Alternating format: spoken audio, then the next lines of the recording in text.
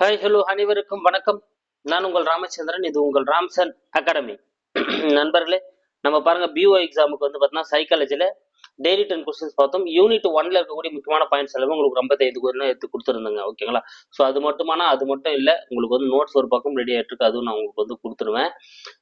இருந்தாலும் நம்ம வந்து முக்கியமான பாயிண்ட்ஸ் மட்டும் உங்களுக்கு நான் வந்து 10 கொஸ்டின்ஸ்ல வந்து கொடுத்துருவேன். கேட்கக்கூடிய வாய்ப்புகள் அதிகமாக இருக்கிறது, ஏற்கனவே கேட்கப்பட்ட கேள்வி அதுமாதிரிலாம் வந்து உங்களுக்கு 10 கொஸ்டின்ஸ்ல வந்து கொடுத்துருவேன்.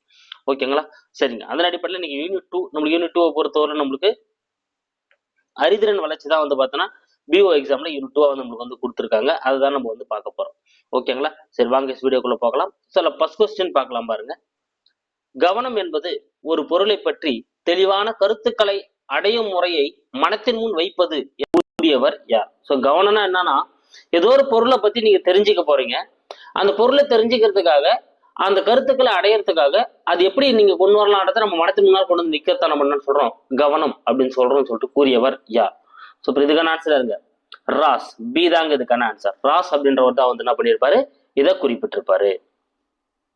அடுத்து, கவனம் அடித்தல் சோதனையில் எத்தனை கட்டங்கள் உள்ளன? ஸோ கவன அடித்தல் சோதனை அப்படின்னு சொல்லுவாங்க. அதாவது அட்டென்ஷன் கேன்சலேஷன் டெஸ்ட் அப்படின்னு சொல்லுவாங்க. அட்டென்ஷன் கேன்சலேஷன் டெஸ்ட் அப்படின்னு சொல்லுவாங்க. இதுல மொத்தமா எத்தனை கட்டங்கள் இருக்கு? ஸோ கவனத்திறன் சோதனையிலே ரொம்ப அதிகமா வந்து பிரபலமான ஒரு சோதனைனா இதுதான், அட்டென்ஷன் அண்ட் கேன்சலேஷன் டெஸ்ட் தான். இதுல மொத்தம் எத்தனை கட்டங்கள் காணப்படுகிறது அப்படின்னு பார்த்தீங்கன்னா 200 கட்டங்கள் வந்து இதுல காணப்படுதுங்க. ஓகேங்களா? ஸோ 10x20 200 கட்டங்கள் வந்து மொத்தம் இதுல வந்து காணப்படக்கூடியதா இருக்கும். இதுல மொத்தம் வந்து எவ்வளவு நிமிடம் சோதனை கால அளவுனா 2 நிமிடம் தான். 200 கட்டங்கள் 2 நிமிட அளவு தான் வந்து இதுல சோதனை நடைபெறக்கூடியதா வந்து இருக்கும்.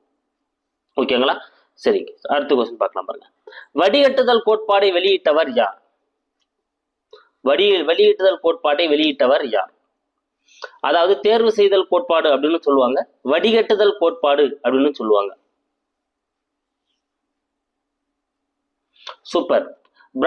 பிராட்பேண்ட் தேரி அப்படின்னு வந்து நீங்க படிச்சிருப்பீங்க. ஸோ அந்த பிராட்பேண்ட் அப்படின்னா என்னதுங்க, அவர் தான் சொல்லியிருப்பாரு. வடிகட்டுதல் கோட்பாடை பத்தி சொன்னதாருன்னா பிராட்பேண்ட் தேரி. அதாவது முக்கியமானதுகள் மட்டும் வந்து என்ன பண்ணப்படும், நினைவில் வச்சுட்டு மற்ற எல்லாமே என்ன பண்ணப்படும், தள்ளிவிடப்படும், தடுத்து நிறுத்தப்படும் சொல்லிட்டு சொல்லியிருப்பாரு. அதுதான் வந்து வடிகட்டுதல் கோட்பாடு. ஓகேங்களா? ஸோ இப்போ பிராட்பேண்ட் அப்படின்றத வந்து இன்ட்ரடியூஸ் பண்ணியிருப்பாரு, நல்லா ஞாபகம் வச்சுக்கோங்க. அடுத்து, ஒரு பொருளை தெளிவாக அறிய செய்யப்படும் முயற்சியே கவனம் என கூறியவர். ஒரு பொருளை பத்தி தெளிவா அறியறதுக்காக நீங்க ஒரு முயற்சி எடுத்துக்கிறீங்க அப்படின்னா அதைத்தான் கவனம் அப்படின்னு சொல்லிட்டு கூறியவர் யார்? ஏதோ ஒன்றத்தை பத்தி தெரிஞ்சுக்க போறோம்பா, அதுக்காக நான் ஒரு முயற்சி எடுக்கிறேன்பா, அதான்பா கவனம் அப்படின்னு சொல்லிட்டு கூறியவர் யார்? சூப்பர். யாருங்க? மக்டுகல். பி தாங்க இதுக்கான ஆன்சர். ஸோ மக்டுகல் தான் வந்து பார்த்தீங்கன்னா ஒரு பொருளை தெளிவா அறியறதுக்கு செய்யப்படக்கூடிய முயற்சி தான் வந்து கவனம் அப்படின்னு சொல்லிட்டு வந்து என்ன பண்ணியிருப்பாரு, சொல்லியிருப்பாரு. ஸோ மக்டுகல் அப்படின்றத வந்து இதுக்கான ஆன்சர். டேஷ் புறன்காட்சிக்கு அடிப்படையாகும். எது வந்து புறன்காட்சிக்கு அடிப்படையா இருக்கு?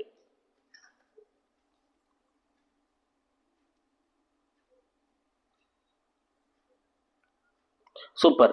கவனம். சீதாங்க இதுக்கான ஆன்சர். ஸோ கவனம் வந்து பார்த்தீங்கன்னா ஒரு புலன்காட்சிக்கு அடிப்படையானதா இருக்குதுங்க. ஓகேங்களா? இந்த கவனம் மட்டும் புலன்காட்சிக்கு மட்டும் இல்லைங்க, உற்றுநோக்கல் அப்படின்றதுக்கும் கவனம் வந்து அடிப்படையானது.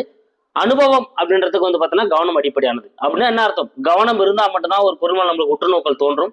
கவனம் இருந்தால் மட்டும்தான் அனுபவம் நம்மளுக்கு வந்து கிடைக்கும்.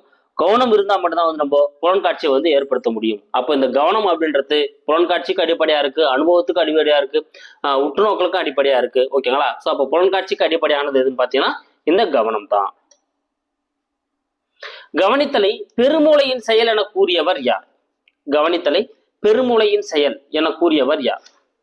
ஸோ கவனம் அப்படின்றது பெருமூளையில தான் நடைபெறுதுங்க அப்படின்னு சொல்லிட்டு குறிப்பிட்டவர் யார்?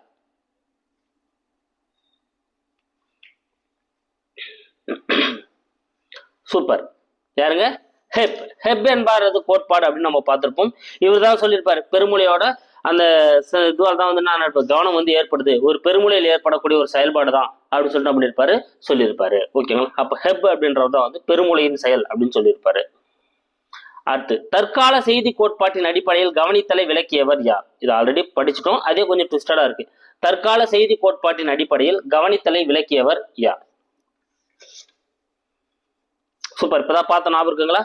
வடிகட்டுதல் கோட்பாடு. வடிகட்டுதல் கோட்பாடு யார் சொன்னாருன்னு பார்த்தோம், பிராட்பேண்ட், அதுதாங்க. ஓகேங்களா. ஸோ இன்ஃபர்மேஷன் தியரி அப்படின்னு சொல்லுவாங்க. தற்கால செய்தி கோட்பாட்டின் அடிப்படையில் என்ன பண்ணிருப்பாரு, இவர் கவனத்தை வந்து விளக்கி இருப்பாரு. அதன் மூலமாக தான் வந்து பார்த்தீங்கன்னா இந்த ஷார்ட் டேர்ம் ஸ்டோர், அது குறுகிய காலத்துல சேமிக்க வைக்கிறது, முக்கியமானதை மட்டும் வச்சுட்டு மற்றதெல்லாம் வடிகட்டுறது அப்படின்றதெல்லாம் சொல்லியிருப்பாரு. அதை வடிகட்டுதல் கோட்பாடு அப்படின்னு சொல்லியிருப்பாங்க. அப்ப தற்கால செய்தி கோட்பாட்டின்படி கவனித்தலை கூறியவர் யார் அப்படின்னு பார்த்தீங்கன்னா பிராட்பேண்ட் அப்படின்றவர் தான் வந்து சொல்லியிருப்பாரு. அப்ப சீதா வந்து இதுக்கான ஆன்சர். அடுத்து 9வது கேள்வி பாருங்க. ஒரே பார்வையில் மிக குறுகிய நேரத்தில் எத்தனை பொருட்களை அல்லது தூண்டல்களை ஒருவன் உணர்வோடு அறிகிறான் என்பது டேஷ். ஒரே பார்வையில ஒரு குறிப்பிட்ட குறுகிய நேரத்துல அவன் எத்தனை பொருளை வந்து அவனால அறிய முடியுது அப்படின்றதா வந்து டேஷ்.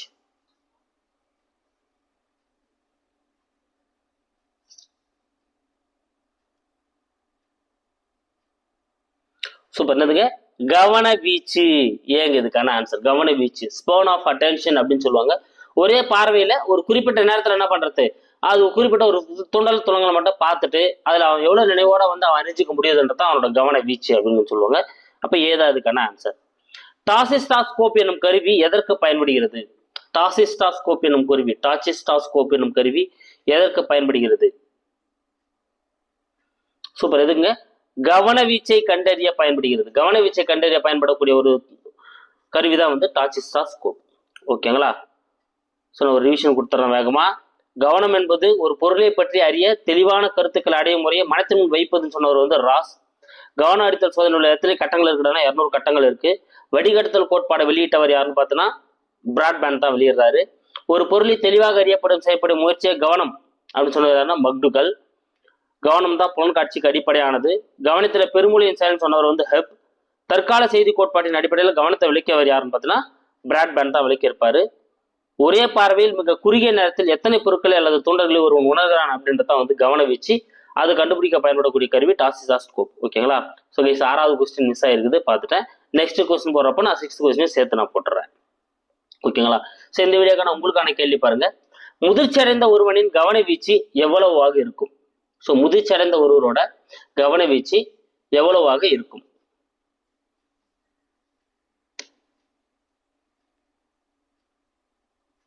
நாலு ஆப்ஷன்ஸ் இருக்கு. இதுல ஆன்சர் என்ன வரும் அப்படின்றத நீங்க கமெண்ட்ல சொல்லுங்க. இல்ல நெக்ஸ்ட் வீடியோ வெயிட் பண்ணுங்க, அதில் நான் உங்களுக்கு ஃபுல் எக்ஸ்பிளேஷன் கொடுத்துறேன். ஓகேங்களா. So thank you guys. ஸோ கண்டிப்பா இந்த வீடியோ உங்களுக்கு வந்து பயனுள்ளதாக இருந்திருக்கும். 6th கொஸ்டின் மட்டும் விட்டுருக்கேன். என்ன கொஸ்டின் காப்பி பண்ணி டைப் பண்ணதால அந்த கொஸ்டின் மிஸ் ஆயிருக்கு. நெக்ஸ்ட் வீடியோவில் நான் 6th கொஸ்டின் வந்து உங்களுக்கு கொடுத்துறேன். ஓகேங்களா. Sir thank you guys, thank you so much. நம்ம சேனலுக்கு புதுசாக வரீங்கன்னா நம்ம சேனலை சப்ஸ்கிரைப் பண்ணிக்கோங்க. கூட பக்கத்தில் இருக்கிற பெல் பட்டனை கிளிக் பண்ணி நோட்டிஃபிகேஷன் ஆல் அப்படின்றதையும் கொடுத்துக்கோங்க. அப்போ தான் நம்ம போகிற வீடியோஸ் எல்லாமே உங்களுக்கு வந்துட்டு இருக்கும். ஸோ அதே போல் அந்த வீடியோவுக்கு லைக்கையும் வந்து போட்டு விடுங்க. ஓகேங்களா. Thank you guys. அடுத்த வீடியோவில் வந்து நான் உங்களை சந்திக்கிறேன்.